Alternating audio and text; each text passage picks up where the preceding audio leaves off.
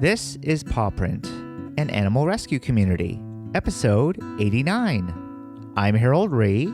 I'm Nancy Ree. And today we're going to introduce an episode with Bunny Hofberg. Since Sherri Franklin of Muttville is up for voting for CNN Hero of the Year, and she runs a senior dog rescue called Muttville, just thought that it would be a great connection to play an interview that we had with Bunny Hofberg. She's the founder of Frankie's Feline Fund in New York City. But before that, we have a couple things. Nancy, you want to maybe talk a little bit about your social media story? So the other day, I was scrolling through Instagram, and I saw a post by a rescue organization called the Bay Area Animal Rescue Crew. It's in the Bay Area, San Francisco Bay Area. And one of their volunteers who works at Children's Hospital in Oakland found a lost dog, a very cute terrier, near the hospital. So she posted a phone number and said, does anyone know who this dog belongs to? So a couple of hours later, I was scrolling through Facebook, and I came across the Milo Foundation's repost of a dog that had been lost in Oakland. So I saw a picture of the dog and realized, hey, that has to be the same dog, because it was another cute brown, kind of brownish terrier. So I called the number that was posted on Instagram, and she called me back, and I asked her, did you happen to find a lost dog? And she said, yes. And I said, oh, so I told her a woman named Amanda lost her dog, and I told her to go to her Facebook page and message her that you have her dog. And this all happened within half an hour. I didn't even have to get up from my chair. And the dog and its owner were reunited. Well, that's awesome. Once again, social media obviously is like TV. It can sometimes be more of a time suck, but in this case, just a wonderful connection that Nancy was able to make. So we'll make sure that we on the show notes today, we'll put a connection so that you can actually take a look at the original posts that Nancy put up. Awesome. So before we get to Bunny Hofberg's interview, once again, just want to mention Sherri Franklin, who is a local hero, even before she became nominated as a CNN hero. But she's a local hero, started a senior dog rescue called Muttville. You can vote for her all the way through Tuesday, December 6th. So, which by the time you'll hear this episode, it might be 1 or 2 days. So please make sure to vote. You can vote multiple times, up to 40 times a day. It's kind of crazy, but they're obviously encouraging lots and lots of votes. And this coming Sunday, December 11th on CNN, they'll actually have the final announcement. They'll probably have all 10 CNN heroes, or the top 10 CNN heroes, including Sherri Franklin of Muttville, at a beautiful banquet led by Anderson Cooper and probably a bunch of other awesome celebrities. And by the end of the night, they will actually announce who is the top number one CNN Hero of the Year. So good luck, Sherri Franklin. We hope you make a strong showing and obviously spread the message of animal rescue, especially senior dog rescue. With that said, we're going to switch over to an interview with Bunny Hofberg. Once again, Frankie's Feline Fund, a senior cat rescue in New York City. If you want to see show notes, you can go to thisispawprint.com/89. That's the number 89. Here's the episode. Thanks. Bye. Don't go out right away and buy tons of toys and all of this. There's so many things around your house that a cat will like. You put a shoebox out, and I don't care how big that cat's going to try to squeeze into that shoebox. This is Paw Print, an animal rescue community, episode 47. I'm Harold Ree. And I'm Nancy Ree. Today's guest is the amazing Bunny Hofberg. Bunny founded Frankie's Feline Fund in New York City with a focus on senior cats. When I interviewed Stephen Shalowitz, our guest for episode 40, he highly recommended that we interview Bunny Hofberg. Stephen said the entire city of New York knows Bunny and her mission of rescuing senior cats. If you want to learn more about Bunny and Frankie's Feline Fund, go to our show notes at thisispawprint.com/47. That's the number 47. I was behind the scenes working at radio stations in a couple different cities for about 37 years. I have no idea where my love of cats came from because I did not have a cat growing up. We had a kitten for about 3 days, and my mother was like, get this thing out of the house. It is destroying everything. Right. So that was my big experience growing up. We did have a dog for a little while, but never a cat.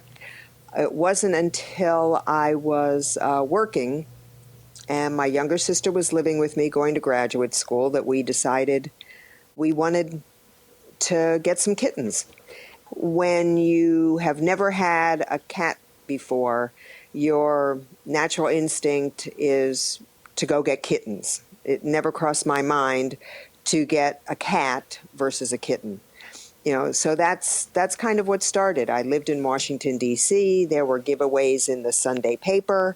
We went around the city. We found 2 kittens, couldn't agree. And we said, well, let's just get them both. That turned out to be the best thing we could do because they kept each other company while we were out of the house. We obviously had them spayed and neutered. They got along beautifully, a boy and a girl. And a year later, something happened at work and someone presented me with the option for another kitten. And I was like, oh, what the heck? And on the way to the vet, we actually picked up another kitten to keep that kitten company, because our thought was when we don't live together, one would take the older kittens and the other. There was only a year apart, but that was our mindset. So that kind of started everything. My sister ended up leaving the country, so I had the 4 cats. I moved to California for a little while, and I took them. Never crossed my mind to not take them with me. I just knew that wherever I had to live, it was going to have to be someplace that took pets. And I made that a priority. Sometimes it cost me a little extra money, a deposit, or if I lived with roommates, paying a little bit more rent, whatever it was. That's what I did. And then I actually, after a few years, went to New York. So those cats came. They did it, the long distance trip again. They went to New York. Here they come. What started me on this path was many, many years later, one of the radio stations I was working at actually was owned by Disney. Disney is, first of all, I was doing other kinds of volunteer work. I was a big sister for quite a while with one girl. Disney has a very, very big volunteer program. They are very into community and being very involved. And when I started doing things with the company, it turns out they didn't have any kind of an animal program at the time. They used to, but somehow it kind of fizzled out. And so they said to me, if you would like to find one, maybe we can do something. So I went over to the ASPCA, because I think that's who their original program was with.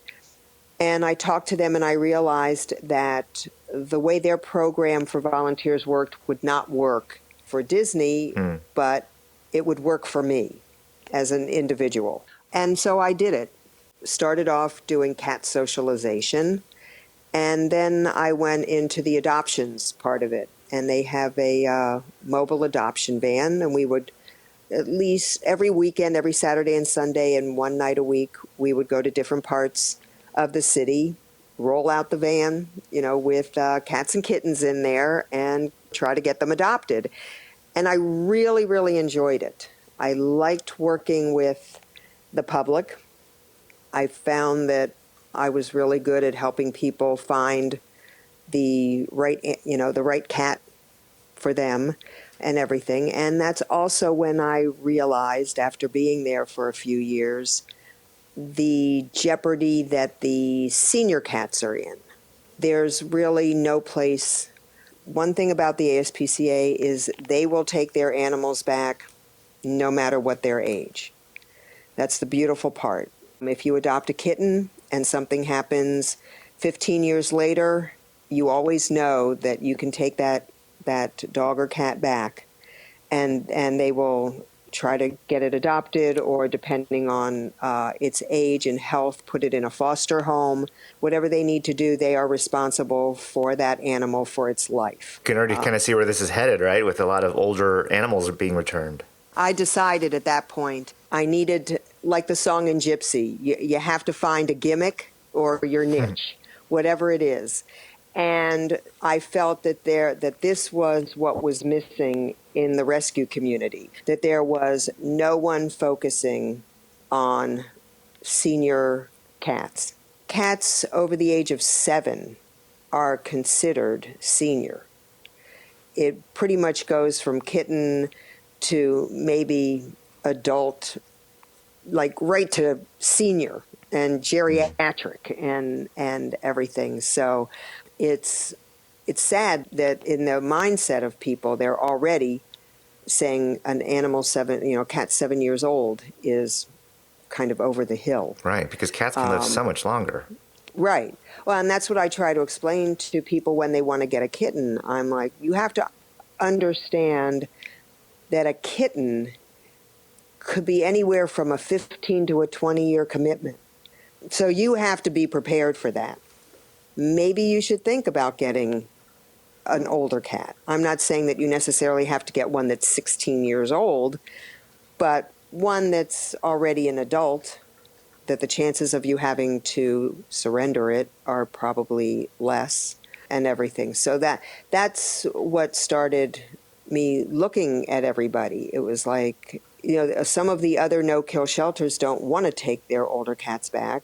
Why hasn't somebody done something to provide a place for these animals to go?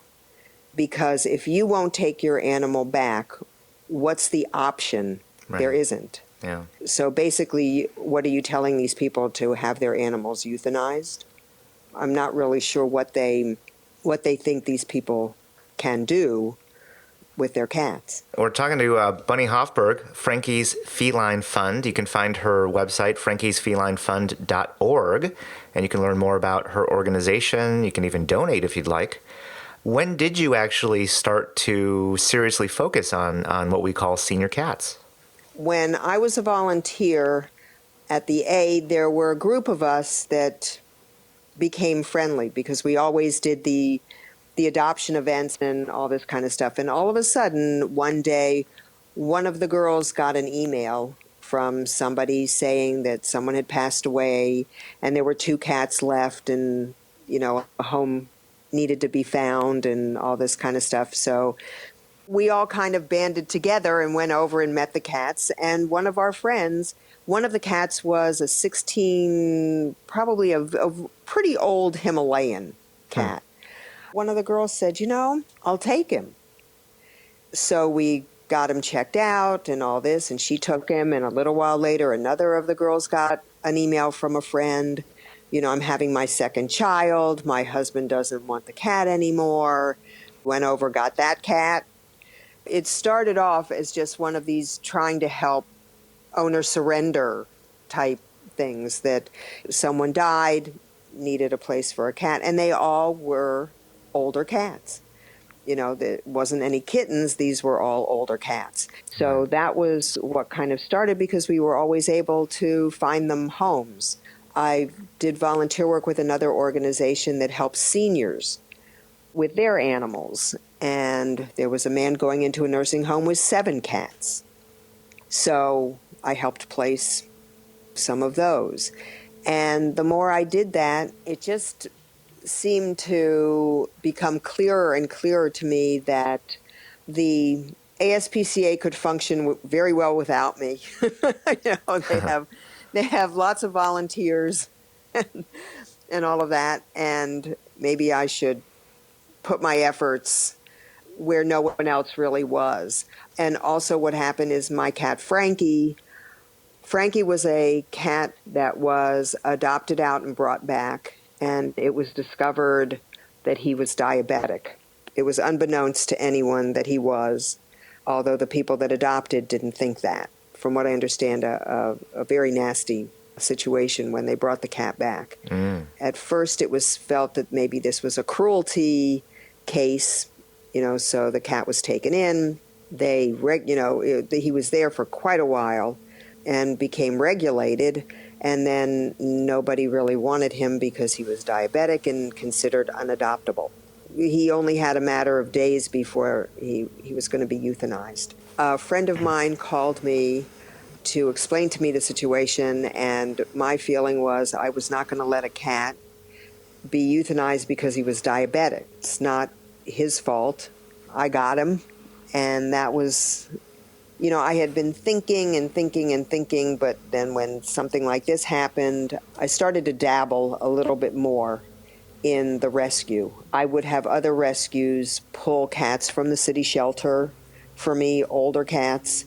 One of the first ones I pulled was a 13-year-old cat that was an owner surrender and came in thin and dehydrated. And I'm thinking to myself, how does a cat that's owned by somebody, why are they thin and dehydrated? It didn't compute to me. It's owned by somebody. Aren't they taking care of their animal? And it turned out that this cat had a thyroid condition that had been totally untreated. We tried. We never did get his thyroid under control. I have a thing for orange cats. I absolutely love orange cats. And he was an orange and white cat, and we really called him a crotchety old man. And I was so lucky, though, that my vet is near Lincoln Center, and a girl who worked there on her lunch hour would always walk by my vet's office, and one day she came in and she asked to meet him, and she fell in love with this cat. He was just like a cat she had growing up. And she didn't care that he sometimes would, nip a little or bite a little or do whatever.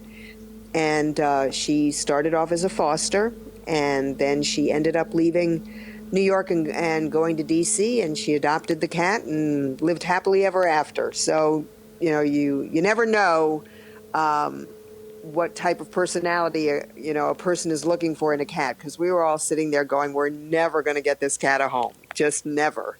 A lot of times the cat has never ever been to a vet, and then as it gets older, the owner senses there might be something going on with their cat, so instead of taking it to the vet, they dump it at the shelter. Mm-hmm. Right. And they don't tell anybody. If people would just be honest, it certainly would make life a lot simpler for rescues. But nobody wants to admit anything. When did you officially become a 501c3? What do you remember what year that was? 2009. Oh, okay. I think that was I didn't have Frankie that long. I only had Frankie for a couple of years, because what also happens with many diabetic cats is they do also have other intestinal issues and everything, which he did.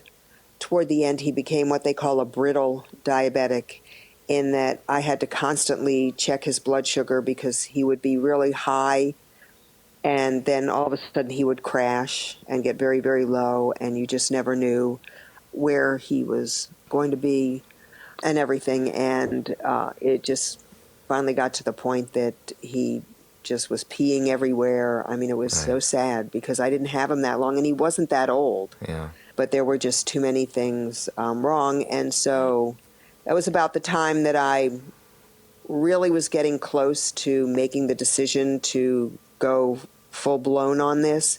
And that's why I named my organization after him.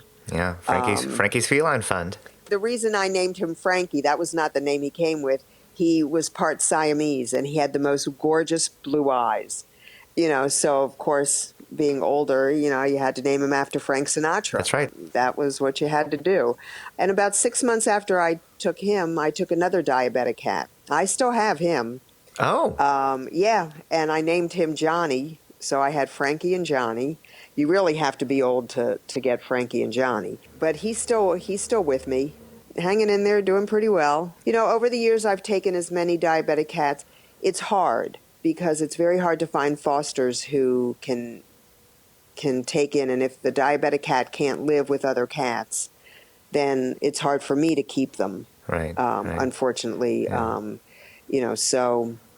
But I try to do what I can for them. maybe folks aren't really that aware of what it takes to adopt a cat.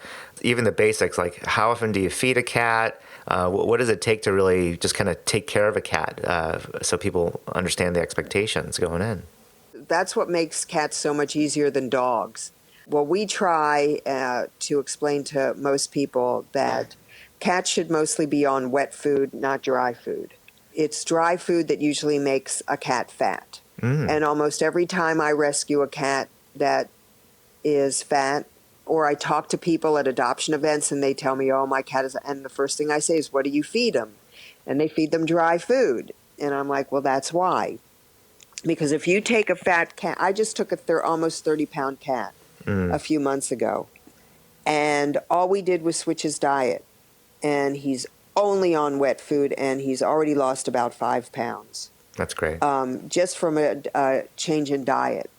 That's the first thing they tell you if your cat becomes diabetic and you've been feeding them dry food. Get them off the dry food, just wet food.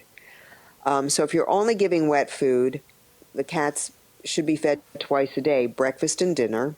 Litter box, I clean mine all the time, even when I only had my personal cats and didn't have rescue cats.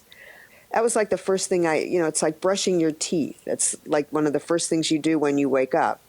One of the first things I would do when I wake up is I would go clean the litter box because cats are going to go overnight. They're not going to stop. They will wake up, go to the litter box, and then go right back to sleep. So I also found myself just checking it before I went to work. When I worked in an office, I would, check it before I left the house. And then when I come home, that would be the first thing I would do, is I would go and clean the litter box. So I myself probably was cleaning a litter box about 4 times a day. I just ask people to do it at least twice, in the morning and at night. There's so many different types of litter boxes now. There's so many different types of litters. There isn't something, you can find anything that is going to suit your lifestyle. There's plenty of people that use the automatic litter boxes that, they have a trip wire and, when the cat gets out, it it moves it and pushes it somewhere. And I myself would prefer, I know this may sound strange, but I would prefer to dig my own litter because I want to see what's going on. I feel more hands-on. Well, yeah, I mean, if I'm actually scooping it myself. If you see something wrong, you'll know, right? Right, yes. And I feel like I have a little bit more control. I always tell people, don't go out right away and buy tons of toys and all of this. There's so many things around your house that a cat will like. You put a shoebox out, and I don't care how big that cat is, that cat's going to try to squeeze into that shoebox. Anybody who gets pet food delivered knows, and I can't tell you how many homes I go into where there's a box that obviously came from one of these pet supply places, and the cat now has made it into a bed. Right. I mean, I'm as guilty as the next person. There's a box in my kitchen. I can't get rid of it. They have made it into another little bed, and I don't have the heart to, take it out. And that's what happens. So cats, to me, I have never understood when people surrender their animals their cats because they say they don't have time. To me, they don't take a lot of time. Yeah, there's socialization that needs to go on and everything, but as far as the day-to-day, how long does it take you to put some food and water down and scoop a litter box? Right. So the maintaining does not take a long time. Yeah. Now, you also have a need for fosters. Can you maybe just, for folks who have never heard of the word foster when it comes to animals, what is a foster? What's the importance of fosters for your organization? Foster homes are people who will take in temporarily one of our cats. I have all different kinds. We have short-term, long-term. I even have what I call permanent fosters. And basically what a foster does is they provide the food and the litter and a loving home. I provide all the vet care for that cat while it's in that person's home. It basically, if you would like the company of an animal, It takes the burden off of you because a lot of times it's the vet that holds a lot of people back, because vet bills can be pretty expensive, even with pet insurance and everything. It can get kind of costly. And that's also one of the things that they're worried about when they do take in a senior. Before they know it, the senior is going to, have medical issues and going to cost a lot of money. People don't understand that young cats can get very ill also, and things can happen to them. It's not just the old cats. With me, because they are older cats, they do take a little longer to get adopted. So my fostering usually, it's not as quick as if I give you a litter of kittens. The kittens grow up and in 2 seconds they get adopted. It takes longer to get a senior cat adopted. But the benefit of it is the feedback that I get from the foster parent is so valuable in helping me find the right home for that cat. I mean, you can tell me everything about the cat, what food it likes, what habits it has, lap cat, what happens when company comes over, does the cat bond with, there's just so many things that the advantage of a foster home versus going to a shelter where a cat is in a cage and you can't always tell as much about its personality. Unfortunately, right now I'm spending quite a bit of money boarding cats because I've taken cats off the euthanasia list at the city shelters, and I didn't have a foster home, but I looked at it like, well, it's either death or I board it. So to me, boarding is the lesser of two evils here. Right. So that's the decision. What would be the ideal number of fosters? I would love to say 20 to 25 if I didn't lose my my sanity. My original thought process to this was to enlist seniors, because I met some older people who would come on to our adoption van and say, I've had cats my entire life, and I really would like to have the companionship again, but, with the cost of vet bills, I don't think I could do right by the cat. So that was my original thought. Okay, I get a senior person, I take a senior cat, I save the cat's life, I give this senior person the companionship, and we foot the bill for the vetting. And then it turns out that a lot of seniors don't want senior cats. They want kittens. And I'm like, I actually have had better luck getting my cats adopted by younger people. I would say the majority of my cats get adopted by people in their 20s, 30s, and 40s. I was going after the over 60 crowd, I thought. It's hard to get them to take an older cat. Yeah. Well, you found the right niche, 20s, 30s, and 40s. Yeah. Why do you think you do what you do? When I first started, I used to call my cats the Betty Whites of the feline world. This is with all the love and respect for that woman, because I think she's a phenomenal human being. She had a comeback when she was about 88. And I try to tell people, if her family felt the same way about her that some people feel about their animals when they get older, look what we would not have seen. All the movies that she was in, the TV shows, hosting Saturday Night Live. Who went on Facebook to get her to host Saturday Night Live? I don't think it was the seniors. Right. They don't know from Facebook. These were younger people. And that's why I have trouble with older people not wanting older animals. That's like saying to yourself, well, you don't want to be friends with someone your own age or something, because, do you stop making friends because they're going to die? That's another reason why I try to explain to people the beauty of getting a cat versus a kitten. The cat has a personality. You know what you're getting. What's the best way to find you and your organization, whether it's on the website or on social media? The website is always frankiesfelinefund.org is always a good place to start. That will also link you, I believe, to Pet Finder. Pet Finder, you can either do it under Frankie's Feline Fund or Our zip code is 10023. We do have a Facebook page, Frankie's Feline Fund. I actually do get more response from Pet Finder. Okay.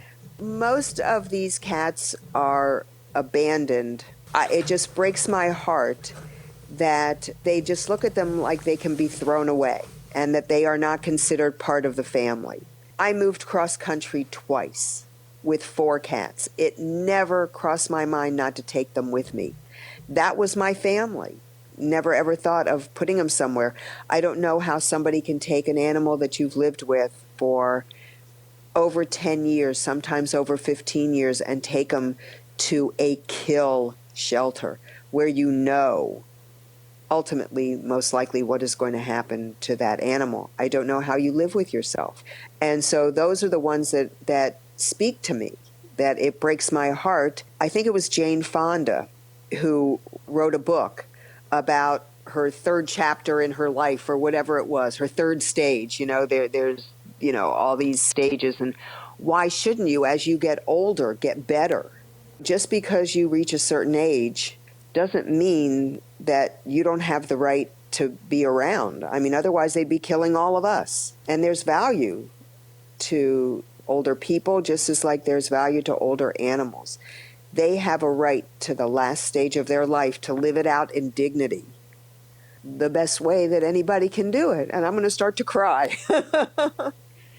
Because it just, I don't know how people can just throw away something they've lived with. Sorry. It's important. It just, I feel so bad for these animals. They're so sweet. And I'll tell you, an older cat knows it's being rescued. A kitten is looking for food, whereas an older animal is looking for that love and that companionship, and it will give it back to you. Oh, I didn't think that was going to happen. No, that was wonderful. I'm glad you shared.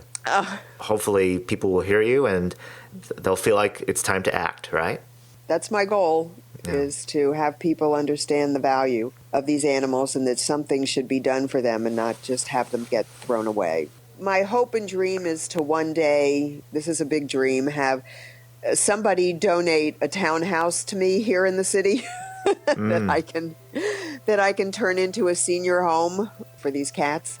Nobody has stepped up to the plate to actually have a facility where these animals can live out their lives. They're starting to pop up with homes for senior dogs and everything, so I would like to one day see them do the same thing for the cats. We want to say thank you to Bunny Hofberg for sharing her story. And we hope that her interview inspires you to support and rescue senior cats. We also want to say thank you to Stephen Shalowitz for helping us make the connection. If you want to learn more about Bunny, Frankie's Feline Fund, make a donation, go to our show notes at thisispawprint.com/47. If you'd like to nominate someone to be a guest on Paw Print, you can send us an email at thisispawprint@gmail.com or go to our contact page, thisispawprint.com/contact. Don't forget that we have 2 free resources from our favorite positive reinforcement dog trainer, Irit Bloom. You can go to thisispawprint.com/ask to sign up. If you'd like to meet me or Nancy on social media, Facebook, Instagram, or Twitter, you can look for This Is Paw Print, all one word. If you'd like to listen to more episodes of Paw Print, you can find us on iTunes, SoundCloud, Podcast Addict for Android phones, and our YouTube channel. Go to thisispawprint.com/YouTube to find all of our episodes. We want to say thank you for sharing Paw Print with your friends and family, and remember that you spread a positive message of love and peace by saving an animal. Have a great day, everyone, and see you next time with another great guest on Paw Print is a production of EVER Education. You can't handle the truth.